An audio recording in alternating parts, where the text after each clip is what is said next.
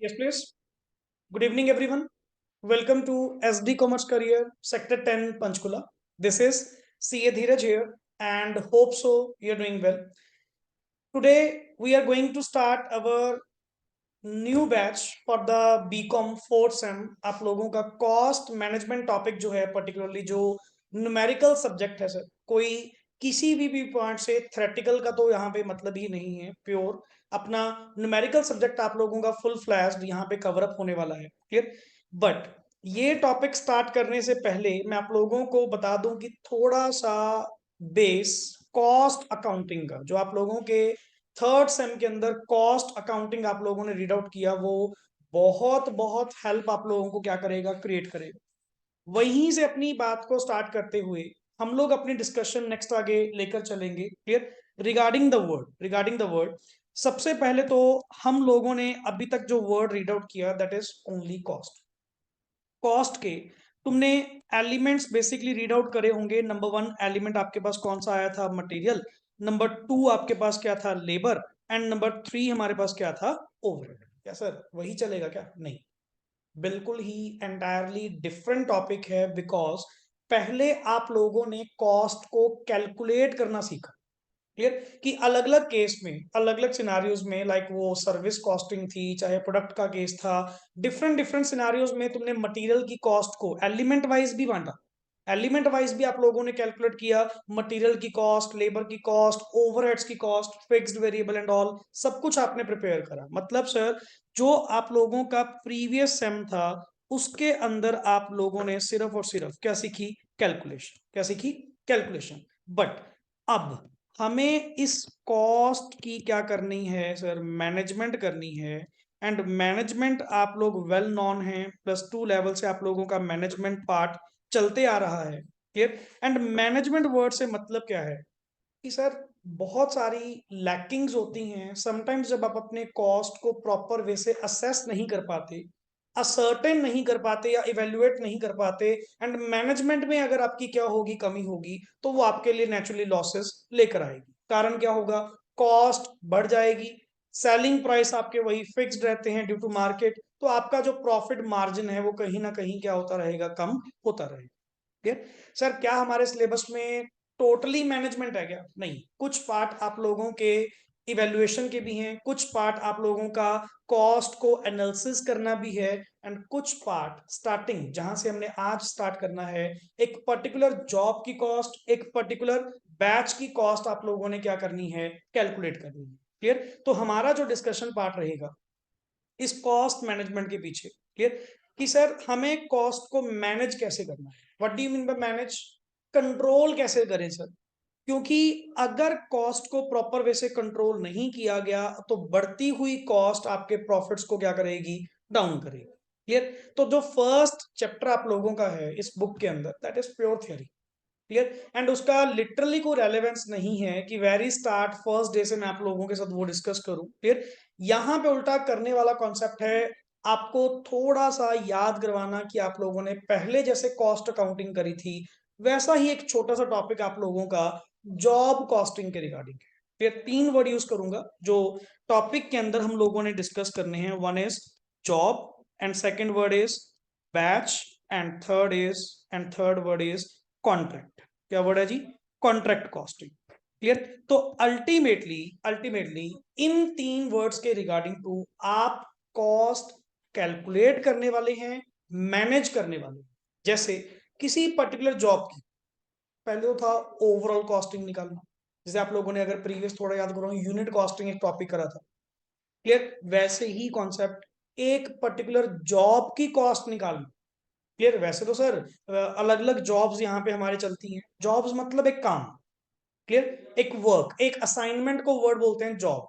तो एक particular assignment की वैल्यू निकाल के देना, असर्टेन करना, that is called as job costing. Clear. तो यहाँ पे आपको क्वेश्चन स्टार्ट कैसे होगा, वैसे ही सर एक कॉस्ट शीट से हमें प्रिपेयर करनी होगी। एंड अबाउट मैं अपनी कॉस्ट शीट अगर सिंपल सी बात करूं, क्लियर, नंबर ऑफ टाइम आप बना चुके हैं लास्ट सेम के अंदर। सबसे पहले हम लोग असर्टेन करते हैं the prime cost. Prime cost means आपका direct material part, direct labour part, clear, even direct expenses also. आपके पास क्या निकल कर आती है, प्राइम कॉस्ट। उस प्राइम कॉस्ट में हम लोग फैक्ट्री ओवरहेड्स को क्या करते थे, add, and factory overheads add on करने के बाद WIP की एडजस्टमेंट, तो आपके पास क्या आती थी, फैक्ट्री कॉस्ट, जिसके अलग अलग नाम थे। वर्क्स कॉस्ट के नाम से भी जाना जाता था, क्लियर, या मैन्युफैक्चरिंग कॉस्ट के नाम से भी आप उसको बुला सकते हैं। बट आफ्टर दैट जो हमारी प्लेस थी वो किसकी थी सर, फॉर एडमिनिस्ट्रेशन ओवरहेड्स। जितने भी आपके ऑफिस एंड एडमिनिस्ट्रेटिव ओवरहेड्स थे, फैक्ट्री कॉस्ट के बाद एड ऑन होते थे, तो आपके पास क्या आती थी, कॉस्ट ऑफ प्रोडक्शन, जिसमें फिनिश्ड गुड की एडजस्टमेंट करने के बाद, फिनिश्ड गुड्स की एडलेस करने के बाद स्टॉक को हम लोग वर्ड यूज करते थे कॉस्ट ऑफ, वर्ड क्या चलता था, goods sold. Last word is add selling and distribution overheads. तो selling and distribution overheads add करने से आपके पास finally cost of sales plus profit margin is equals to sale, वही सेम कॉस्ट शीट, वही सेम कॉस्ट शीट यहां पे भी हम दोबारा क्या करने वाले हैं, अप्लाई करने वाले हैं। क्लियर। तो मैं पहले भी आपको जैसे बताता था या अभी भी आप लोगों को बता रहा हूं कि आप लोगों का पहले का कॉन्सेप्ट जितना भी पड़ा हुआ है, वर्ड टू वर्ड आप लोगों के पास क्या आने वाला है, काम आने वाला है। क्लियर। कोई भी कॉस्ट अकाउंटिंग का कॉन्सेप्ट आपका वेस्ट नहीं जाएगा, बिकॉज ये पहले से वाइडर कॉन्सेप्ट है, इजियर कॉन्सेप्ट नहीं। क्लियर, मतलब पहले से काफी सारी थिंग्स अच्छी होने वाली हैं, वाइडर होने वाली हैं, एक नया कॉन्सेप्ट आपको कॉस्ट मैनेजमेंट में मिलेगा ही मिलेगा। क्लियर। जैसे 3 वर्ड्स तो आपके सामने पड़े एंड कुछ कुछ रिपीटिंग कंटेंट भी है। जैसे आप लोगों ने एक वर्ड पढ़ा था ना, EOQ लेवल, हम लोग फाइंड आउट करते थे इकोनॉमिक ऑर्डर क्वांटिटी के रिगार्डिंग। तो यहाँ पे बैच कॉस्टिंग के अंदर आप लोग एक EBQ, वो कंज्यूमर के पॉइंट से था EOQ लेवल, ये सप्लायर के व्यू पॉइंट से है, प्रोड्यूसर के व्यू पॉइंट से है कि सर बैच की कॉस्टिंग, कि अगर हम बैच प्रोड्यूस करें तो कितनी गुड्स का, कितने यूनिट्स का एक बैच में प्रोड्यूस करना चाहिए, what should be the economic quantity. तो वही सेम कॉन्सेप्ट के साथ वो व्यू पॉइंट था कंज्यूमर का, ये व्यू पॉइंट किसका होगा, प्रोड्यूसर का। तो बहुत लिटिल बिट हेल्प आप लोगों को मिलने वाली है। And plus the most interesting, मजा आएगा टॉपिक करके सर जब आप कॉन्ट्रैक्ट कॉस्टिंग करेंगे, ऑन टिप्स एक एक क्वेश्चन आप लोग करेंगे, और प्लस श्योर शॉर्ट एग्जाम का क्वेश्चन। कॉन्ट्रैक्ट कॉस्टिंग के बिना पेपर आपके सेट नहीं होते नॉर्मली। क्लियर। तो एज इट इज आपको क्वेश्चन यहाँ पे मिलेगा ही। क्लियर। चलिए जी, सबसे पहले स्टार्ट करते हैं जी आपका chapter number 2, the first living behind the theory. Theory में जितने भी कंटेंट होंगे वो सारे टॉपिक्स में आपका पहले कवर होने दें, देन आप उसको रीड आउट करिएगा, पहले हाथ से करके सॉल्व करें कि कॉस्ट मैनेजमेंट है क्या, कॉस्ट को मैनेज कैसे करना है, कॉस्ट के एनालिसिस कैसे करने हैं, कॉस्ट की इवेल्युएशन कैसे करनी है। मतलब यहां पे जो आप लोगों का पार्ट रहने वाला है इस फोर्थ सेम के अंदर, that is purely a word, decision making. हम लोग किस पे काम करने वाले हैं, डिसीजन मेकिंग पे काम करने वाले हैं। मैं तुझे बार बार कॉस्ट निकालना नहीं, कॉस्ट के थ्रू एनालिसिस कैसे होंगे, कॉस्ट को कहां से मैनेज किया जा सकता है, कहां पे कॉस्ट आप लोगों की ज्यादा चल रही है, कॉस्ट कटिंग को तुम कहां से कर सकते हो, ये सारे थिंग्स हम लोगों का पार्ट होंगे। जिसके लिए particularly various as a career opportunity अगर मैं बात करूं, CMA means cost and management accountants को हायर किया जाता है। स्पेशली बड़ी बड़ी कंपनीज हायर करती हैं, क्योंकि सर देखो कॉस्ट को वैल्यूएट करना कोई बड़ी चीज नहीं। जिसको कॉस्ट की साउंड नॉलेज है, जिसको पता है कि कॉस्ट बनी कैसे, कॉस्ट के एलिमेंट्स क्या हैं, जो एट प्रेजेंट आप लोगों के माइंड में भी नॉलेज है कि हाँ सर कॉस्ट शीट कैसे बनती है, पर यूनिट कॉस्ट कैसे निकालनी है। बट हमें समझ नहीं आ रहा कि हम गलती कहाँ कर रहे हैं।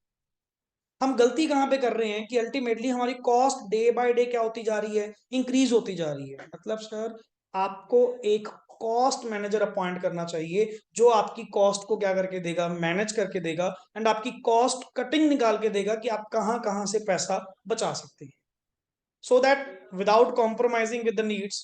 ये भी नहीं है कि सर कॉस्ट कटिंग करना मतलब रॉ मटेरियल उड़ा दो, लेबर कम कर दो, या कम रेट पे देना शुरू कर दो, बिजनेस ऑपरेशंस पे इफेक्ट आएगा, आपके बिजनेस ही बंद हो जाएंगे। ये काम भी नहीं हमने करना। तो ये एक ओवरऑल वाइडर कॉन्सेप्ट है कॉस्ट को मैनेज करने में। Clear. Let me start with the first concept, that is word के लिखा हुआ है जी, जॉब ऑर्डर। आप लोगों ने जैसे मोस्टली ऑटोमोबाइल सेक्टर में सर्विस सेंटर होते हैं ना, गाड़ियों की सर्विस सेंटर होते हैं, या कोई बाइक स्कूटी की आप सर्विस करवाने भी जाते हैं, तो नॉर्मली आपने देखा होगा आपका एक जॉब कार्ड प्रिपेयर्ड होता है।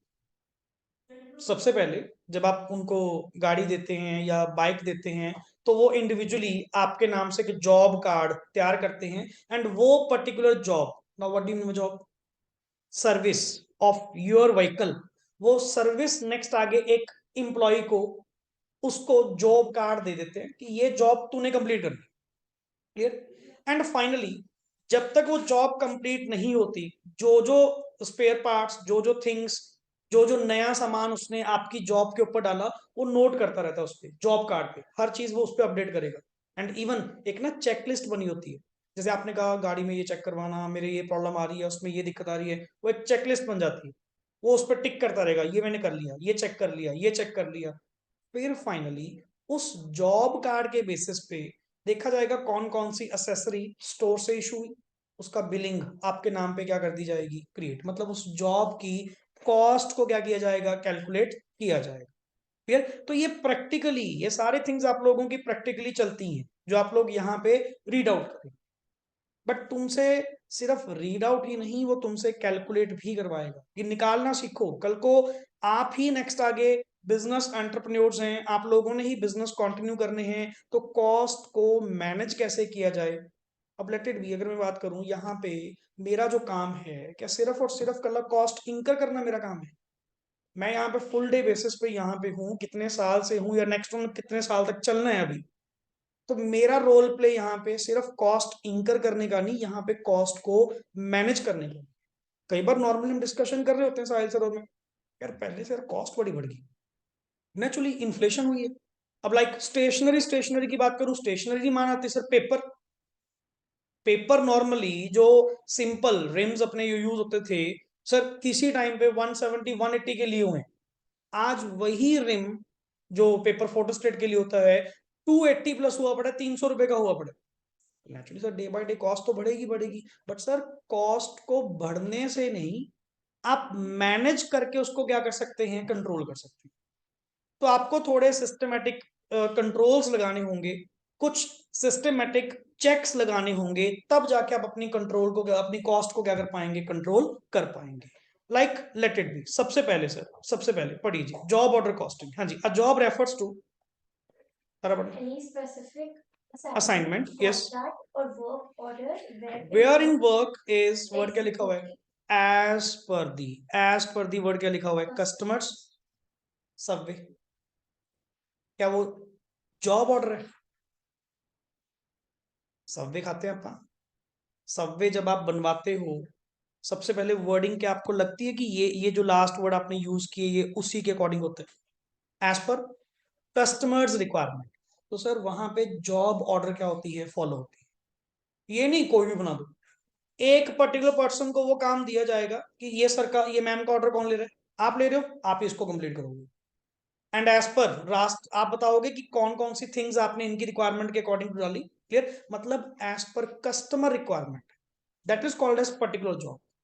Clear? Yes. The output of job generally consists of one unit or a manageable number of units. हाँ, मे बी शायद आपने एक यूनिट बनवाया हो, या मे बी आपने नंबर ऑफ यूनिट्स बनवाए हो, वट एवर, वो तो जॉब जॉब पे क्या करेगा, डिपेंड करेगा। Clear. Yes, next is ascertainment of cost of each job is called job ordering cost. Main चीज ascertainment of cost, ऐसी जॉब की कॉस्ट असर्टन करना is called as job costing. Clear? Yes, job order costing is a method of costing and is applicable to, और ये mostly ना, ये mostly job order आपने कहीं देखा होगा तो किन पे ही चलती है, प्रिंटर्स, प्रिंटर समझते हो, ये पब्लिकेशन वाले जो होते हैं, जिनका काम है printing, printing press and all, जिनका काम होता है, उनके केस में तो चलता ही क्या है, जॉब ऑर्डर कॉस्टिंग।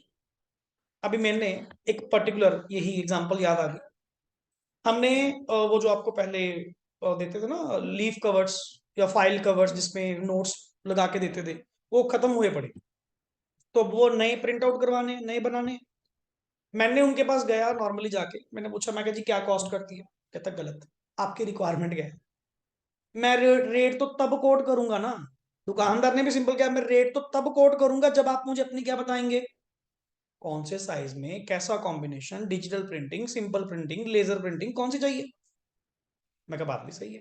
मैं कहा जी इसमें क्या फर्क सर, ये कॉस्ट आपके अकॉर्डिंग टू कैलकुलेट होगी ना, जो जो आपकी रिक्वायरमेंट्स होंगी, आपको ए फोर चाहिए, कलर्ड प्रिंट चाहिए, ब्लैक एंड व्हाइट चाहिए, फ्रंट पेज बैक पेज, सब बताओ तो सही, पेपर किस क्वालिटी का लगेगा, मैं देन आपको फाइनली क्लियर। और प्लस उसमें हमारे जो डिजाइनिंग कॉस्ट है, हमारी जो प्लेट्स की कॉस्ट है, वो तो सर आपके लिए लगेगी लगेगी। मैं क्या क्यों किसी और के काम नहीं आती सर, वो प्रिंटिंग तो एक बार ही करेगी ना, वो प्लेट जो तैयार करवाने की कॉस्ट है वो तो आपके लिए ही तैयार होगी, किसी के लिए थोड़ी होगी। अब मैं हर प्रिंटिंग उस पर तो नहीं एसडी कॉमर्स लिख दूंगा, वो तो आपके वाले भी लिखेगा। तो ये जो कॉस्ट है वो पर्टिकुलरली आपके बिजनेस में ही एप्लीकेबल होगी, किसी दूसरे के केस में नहीं होगी। दैट्स वाई प्रिंटर्स के केस में, या जो वर्ड चलता है तुम्हारा ये क्या, मशीन टूल मैन्युफैक्चरर्स में, फाउंड्रीज में, जर्नल इंजीनियरिंग वर्कशॉप, एडवर्टाइजिंग में, ये सब जॉब बेस्ड होती है टोटल जितनी भी होती है। क्लियर, चलिए नाउ सर असर्टेनमेंट कैसे करें। हमारे पास सर जॉब का सेलिंग प्राइस तो होगा जो आप चार्जेबल करते हैं, clear, total cost plus profit margin, जो मैं कॉस्ट शीट को अगर तुम्हें बैक दिख रहा होगा, that is the selling price. ये आपका क्या था, सेलिंग प्राइस। ये आपकी क्या है, कॉस्ट। और नेचुरली इन दोनों का डिफरेंस क्या होगा, प्रॉफिट मार्जिन। सर वही तुम्हारी पुरानी बातें, टोटल कॉस्ट के अंदर दो तरह की कॉस्ट, कौन सी, डायरेक्ट कॉस्ट और इनडायरेक्ट कॉस्ट। डायरेक्ट कॉस्ट में कौन आते हैं, मटेरियल, लेबर, डायरेक्ट एक्सपेंसेस, और इनडायरेक्ट में कौन आते हैं, तुम्हारे ओवरहेड्स। ये तो वही चार्ट है तुम्हारा पहले दिन वाला जो आपने कॉस्ट शीट के टाइम में बताया था कि एलिमेंट्स ऑफ कॉस्ट क्या हैं, सेम चीज। Clear, now step to the directly numerical part पे चलते हैं कि सर अब हमें कॉस्ट शीट तो पता ही है कि बनती कैसे है, तो क्यों ना जस्ट एक इलस्ट्रेशन ट्राई की जाए कि पर्टिकुलरली एक जॉब के रिगार्डिंग टू जो कॉस्ट हम लोगों ने कैलकुलेट करनी है तो वो कैसे कैलकुलेट की जाएगी। क्लियर, देखिए जी यहाँ पे सबसे पहले चेकआउट करना कौन से क्वेश्चन नंबर, इलस्ट्रेशन वन, ये रीजन, हाँ जी इलस्ट्रेशन वन पढ़िए जी। द इंफॉर्मेशन गिवन बिलो, आपके पास सबसे पहली इलस्ट्रेशन है, the information given below has been taken from the, कहां से, आपने अपने को कॉस्ट रिकॉर्ड्स खोले of a factory in respect of job number 707, ऐसे कोई नेम दिया होगा कि पर्टिकुलर इस जॉब के रिगार्डिंग टू आप लोगों ने क्या करनी है सर, कॉस्ट को कैलकुलेट करना है। ओके, मैंने जब अपने पुराने रिकॉर्ड्स में देखा वट एवर कि डायरेक्ट मटेरियल कॉस्ट के ऊपर कितना लगा, 4010, 4010 रुपए। आगे वेजेस की डिटेल, क्या डिटेल निकली सर, तीन डिपार्टमेंट है जी आपके, department A, department B, department सी। उस जॉब के ऊपर डिपार्टमेंट ए के कितने घंटे लगते हैं, 60, बी के 40, सी के 20, और रेट भी आपको गिवन है, 3 रुपए, 2 रुपए और 5 रुपए। वेरिएबल ओवरहेड्स जो आपके हैं, वैसे ही मैंने आपको पहले कहा था वेरिएबल ओवरहेड्स जो होते हैं वो लेबर बेस्ड ही होते हैं, वही डिपार्टमेंट्स के मतलब आपको बता दिए गए। But the point is ₹5,000 for 5,000 hours, ये तो टोटलिटी बेसिस पे बता के गया। और तुमने मुझे जो कॉस्ट कैलकुलेट करनी कही है, क्या पूरी फैक्ट्री की कही, किसकी कही, एक जॉब की, जॉब नंबर 707। सर ये तो दिक्कत आ जाएगी। मैं क्या दिक्कत, क्या, आर्ट्स तो मुझे पता ही है, आर्ट्स तो मुझे वेरिएबल ओवरहेड के पता है, क्यों, जो डायरेक्ट लेबर के आर्स होते हैं, दोबारा, जो डायरेक्ट लेबर के आर्स होते हैं वही सेम आर्स किसके होते हैं, आपके variable overhead. But the point is rate अलग अलग होगा सर, रेट अलग अलग होगा। जैसे लेबर का रेट तो क्या था, 3 रुपए, 2 रुपए, बट क्या तुझे वेरिएबल ओवरहेड का रेट गिवन है, गिवन नहीं है। ऑल ओवर फैक्ट्री का तो पता है ना, ऑल ओवर फैक्ट्री का तो पता है ना, डिवाइड करके वहां से निकाल लूंगा, इसमें कौन सा बड़ी बात है। समझ रहे हो पॉइंट, आगे पढ़िए इसको करेंगे कैसे। Fixed expenses yes estimated at rupees कितने, 20,000 फॉर, ये भी कितने, 10,000 वर्कर्स, सॉरी 10,000 वर्किंग आवर्स के लिए, तो पर आवर कितना हो गया, 2 रुपए पर आवर। फिक्स्ड एक्सपेंस आपका कितना हो गया, 2 रुपए। अगर मैं तुमसे ये नॉर्मल पूछूं, तुम्हारी जॉब नंबर 707 पे टोटल कितने घंटे लग रहे हैं, टोटल कितने लग रहे हैं, 60, 40, 20, करियो प्लस कितना हुआ, 120। ठीक है सर, एक हिसाब ये हो गया हमारे पास। आगे चलिए, calculate the cost of job number 707 and the price for the job, cost निकाल के दे एंड प्राइस फॉर जॉब निकाल के दे। अगर तुम्हें प्रॉफिट कमाना है 25% ऑन किस पे, सेल्स का 25%, 1/4 ऑफ सेल्स, तो कॉस्ट का 1/3 बैक। क्लियर? तो सर मेरे माइंड में तो कॉस्ट शीट एक छप गई, वैल्यू नहीं पता, बट कॉमन सेंस बताऊं, मटेरियल, लेबर, ओवरहेड में दो, variable plus fixed, total cost plus profit is equals to job का सेलिंग प्राइस। हाँ, जो लास्ट में कॉस्ट आएगी प्लस उसमें प्रॉफिट एड ऑन करके कि प्राइस बताओ सर कितना चार्ज करोगे कस्टमर से। Let me clear this, but हमें निकालना है पर्टिकुलर जॉब नंबर 707 का, मुझे पूरी फैक्ट्री की कॉस्ट नहीं निकालनी। सर क्या मटेरियल जो गिवन है वो पर्टिकुलर जॉब का गिवन है? यस, पर्टिकुलर मटेरियल जो गिवन है वो किसका गिवन है? उस जॉब का। तो सबसे पहले डायरेक्ट मटेरियल, क्या मैंने 4010 सही लिखा? यस। वेजेस किसके कितने घंटे थे? डिपार्टमेंट ए के 60, कितने के हिसाब से? 42 के हिसाब से, 25 के हिसाब से। आपका सर प्राइम कॉस्ट बिल्कुल सही निकला 4370। मैं तो अभी दिमाग तो लगाया ही नहीं, अभी लगेगा। अभी तो जस्ट मैंने दो वर्ड्स उठा के प्लेस करें, मल्टीप्लाई करें और कुछ नहीं करें उस जॉब के regarding. But point is sir variable overhead का, वेरिएबल ओवरहेड के मेरे पास आर्स तो हैं, आर्स तो मुझे पता है डिपार्टमेंट वाइज वही होंगे 60, 40 और 20, बट मेरे पास रेट नहीं है। तो रेट कहां से निकाले? रेट कहां से निकाले? आपने 5000 रुपीज कितने के लिए दिए होंगे सर? 5000 आवर्स के लिए। क्लियर? तो अल्टीमेटली चेक करिए नेक्स्ट पेज पे, सर क्या रेट आपको 1 रुपीज समझ में आ रहा है? कैसे? तुमने भाई साहब 5000 दिए, कितने के लिए?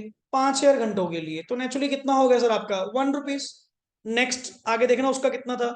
3000 रुपए दिए, कितने के लिए?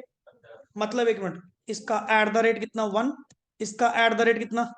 2, इसका एट द रेट कितना सर? 4। क्या ये रेट आपको समझ में आए? आर समझ में आए?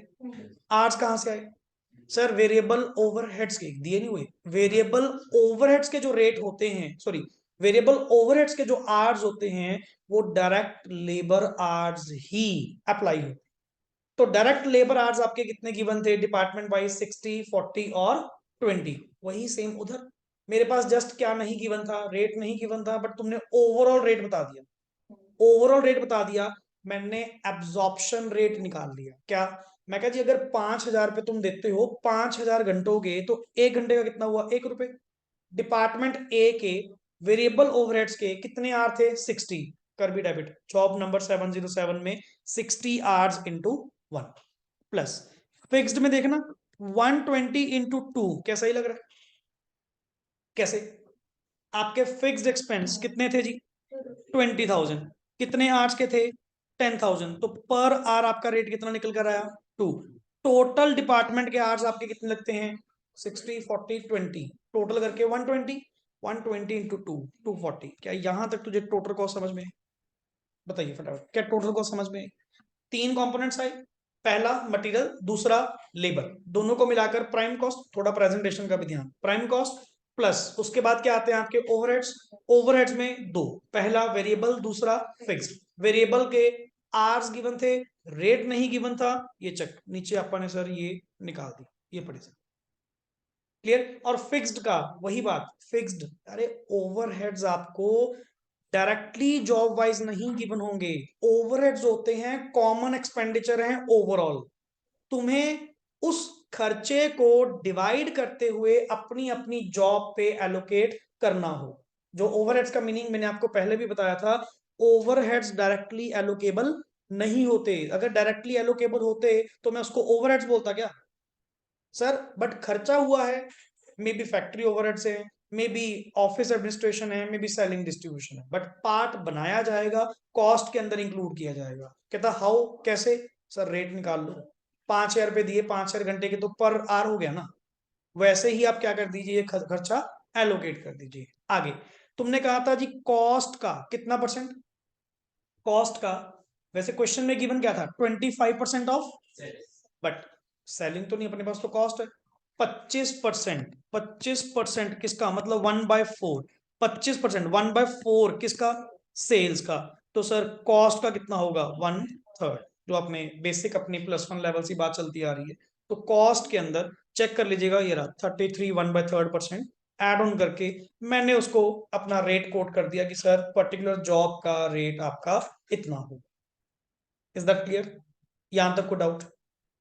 Clear concept? क्लियर? एक छोटा सा question, just a minute. Yes please.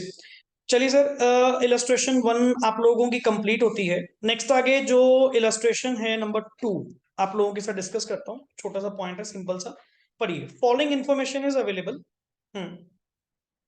For job 4321, कोई जॉब नंबर आपके पास गिवन है, which is being produced at the request of a customer. Naturally sir, job order में आप लोगों ने रिक्वायरमेंट यही पढ़ी थी कि जो कस्टमर की रिक्वायरमेंट के अकॉर्डिंग टू तैयार हो, that is called as job costing. यहाँ पे सर अगेन 3 डिपार्टमेंट्स हैं जी, डिपार्टमेंट ए बी सी।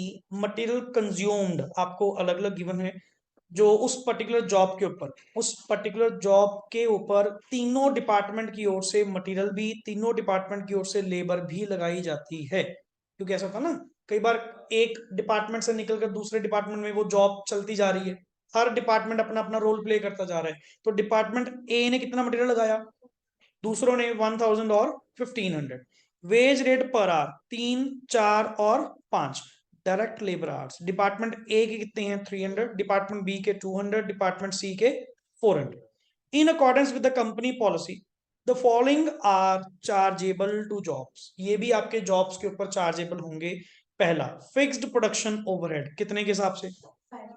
5 पर वर्ड क्या लिखा हुआ है, डायरेक्ट लेबर आर। तो डायरेक्ट लेबर आर आपके पास है डिपार्टमेंट वाइज इंटू 5, वैसे टोटली कर लो 300 200 और 400 कितना हुआ 900। तो 900 इंटू 5 आप अपना 4500 क्या कर दीजिएगा, fixed production overhead charge. Plus क्या वर्ड है जी, एडमिनिस्ट्रेशन ओवरहेड। अब देख यहाँ पे तेरी कौशल काम आती है। अब जिसको तो समझ में होगा कि सबसे पहले प्रोडक्शन ओवरहेड ऐड होंगे, फिर आपके पास क्या आएगी, क्या आएगी आपके पास, फैक्ट्री कॉस्ट काइंड ऑफ।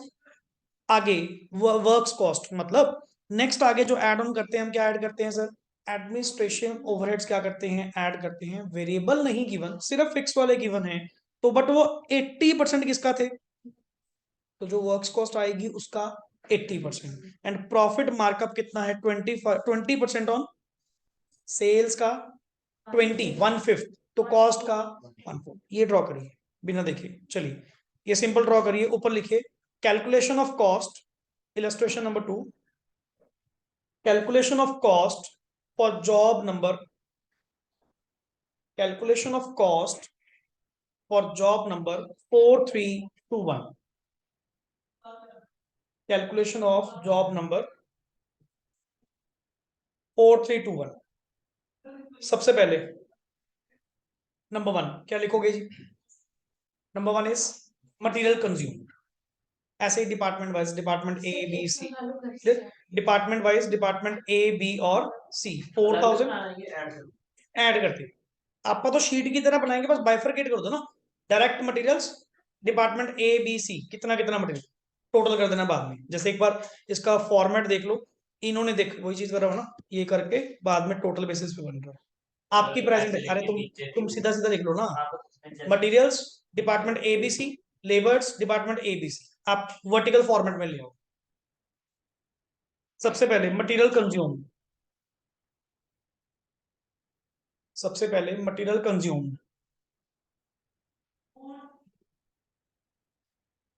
इस बार एटलीस्ट आप लोगों के जितने बेसिक्स हैं उनको तो जरूर क्लासरूम में सेशन रिकॉर्ड करूंगा ही करूंगा, बट इसके साथ साथ मेन जो सबसे बड़ी प्रॉब्लम आती है कि कहीं रिकॉर्डिंग के चक्कर में ही ना रह जाए, आप लोग प्रैक्टिस भी साथ साथ प्रॉपर वैसे वैसे ही चलती रहेगी जैसे आप लोग पहले सॉल्व्ड के साथ अनसॉल्व्ड क्वेश्चन करते रहते थे। क्लियर?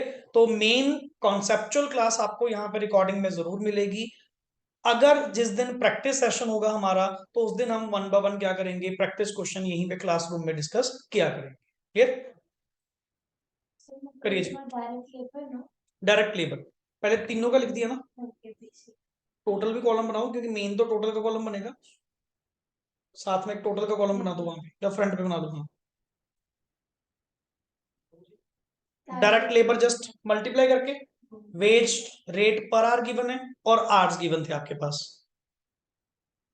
मल्टीप्लाई करिए।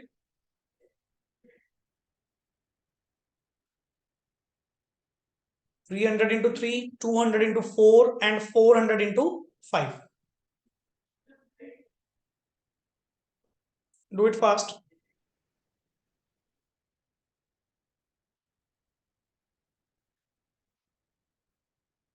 चलिए चलिए जल्दी करिए. डायरेक्ट मटेरियल और लेबर को ऐड करके जो आपके पास आएगा that is prime cost. And इसके आगे टोटल का कॉलम ही चलेगा, बाकी कॉलम नहीं चलेंगे. मतलब अगर आपने बाइफरकेट करा है उसको. प्राइम कॉस्ट कितनी आ रही है आपके पास? 10,200. इसमें add production overheads. Add production overheads. बिल्कुल ऐसे ही फॉर्मेट बनेगा आपका. Add production overheads. Sir total 900 hours थे, 5 रुपए के हिसाब से 4500. 4500.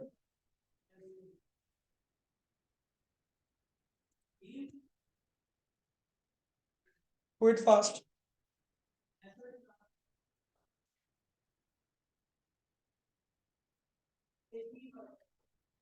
4500 आ गया जी. इसको क्या लिखेंगे? वर्क्स कॉस्ट कितनी आ रही है? 14700. Next administration overheads. अब यहाँ पे आप लोगों के बेसिक्स जो कॉस्ट शीट के हैं, मतलब जो आप लोगों ने लास्ट सेम के अंदर पढ़ा, सर कुछ भी आप लोगों का वेस्ट नहीं जाएगा. ईच एंड एवरीथिंग आप लोगों को यहाँ पे काम आने वाली है. क्लियर? तो बेसिकली एडमिनिस्ट्रेशन ओवरहेड आपने कितने करे थे sir? 80% of works cost. Works cost का 80%, that is your total cost. And इस पे आपका प्रॉफिट मार्जिन कितना था? Profit margin is 20. 11,760 है, ये 80% ऑफ बुक्स कॉस्ट हो गया ना. हाँ, ये 80% ऑफ वर्क्स कॉस्ट है. एंड नेक्स्ट क्लास में प्लीज बुक्स अपनी लेकर आइएगा. क्लियर? क्योंकि अनसॉल्व की प्रैक्टिस अपन साथ साथ ही रखेंगे. क्योंकि जो कंसेप्चुअली एक क्वेश्चन मैंने आपको करवाया उसका अनसॉल्व आप लोग जब ड्राफ्ट करेंगे तो आपको थोड़ी रेगुलर प्रैक्टिस साथ साथ रहेगी. नहीं तो अदरवाइज मैं ऑन द स्क्रीन जो प्रैक्टिकल क्वेश्चन है उसको भी स्कैन करवा के यहाँ पे आप लोगों के साथ शेयर किया करेंगे, ताकि साथ साथ पार्ट आप लोगों का कंप्लीट चलता रहे. क्लियर? यस. प्रॉफिट आपका कितना था सर? 20% ऑफ सेलिंग प्राइस था, तो कॉस्ट का कितना हुआ? 25%. 1/4. सेल का 1/5, तो कॉस्ट का 1/4. क्लियर? चलिए जी. सेलिंग प्राइस हम लोगों ने यहाँ पे कोट किया, that is 33,075 for this particular job, जैसा आप लोगों ने मुझे कैलकुलेट करने के लिए दिया. 25% 26,460 26,460 कॉस्ट का. एंड फाइनली सेलिंग प्राइस आपका कितना आ रहा है? 33,075. जी क्लियर? Any doubt? तो बिल्कुल एक बेसिक जस्ट कॉन्सेप्ट आप लोगों के साथ मैंने शेयर किया है. कोई नया टॉपिक, कोई ज्यादा हैवी टॉपिक नहीं डिस्कस कर रहे. बहुत मजेदार टॉपिक है आपका जॉब बैच. मतलब स्टार्टिंग के लेक्चर्स 1 to 1 बहुत अच्छे वाले हम लोग करने वाले. क्लियर? एंड इवन तब तक इवन जो स्टूडेंट्स अभी मिसिंग हैं या आपके साथ में कोई और भी हैं तो आप उनको कन्वे करिए. क्लियर? लेक्चर्स मैं ग्रुप के अंदर पब्लिकली शेयर करूंगा. आप नेक्स्ट आगे जहां मर्जी उसको ट्रांसफर करिए, कोई दिक्कत नहीं है. क्लियर? सो दैट कि इफेक्टिव बैच अगर चलता रहे, बाद में आप लोग तो फर्स्ट डे से हो, तुम लोग तो मेरे साथ कनेक्टेड हो, बट बाद में इन बिटवीन अगर कोई ज्वाइन करेगा तो शायद वो अंडरस्टैंडिंग उसको ना आ पाए. तो इसीलिए होता है कि जो डिले होने का जो कारण था वो यही चीज थी. कभी कोई मिसिंग है, कभी कोई मिसिंग है, बट आज वेरी फिक्स था कि चाहे एक हो या दो हो, हमने स्टार्ट करना ही करना है. ऐसे तो स्टार्ट हो ही नहीं पाएगा कभी ना कभी. क्लियर? सो अपने साथ इवन कोई और भी स्टूडेंट्स हैं तो बोथ सब्जेक्ट्स के लिए वट जो भी है उनको रिकमेंड करिए. लेक्चर्स आपके फर्स्ट 2-3 जितने भी होंगे पब्लिकली ग्रुप के अंदर मैं शेयर करता रहूंगा, सो दैट कि मैक्सिमम अवेयरनेस आप लोग दे सकें. Is that clear? Okay, ji. Thanks a lot, and rest we will do in the next part. Okay, ji.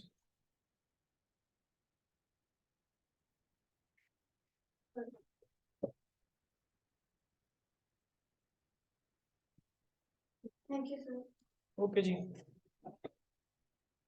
Sir वापस कराओगे?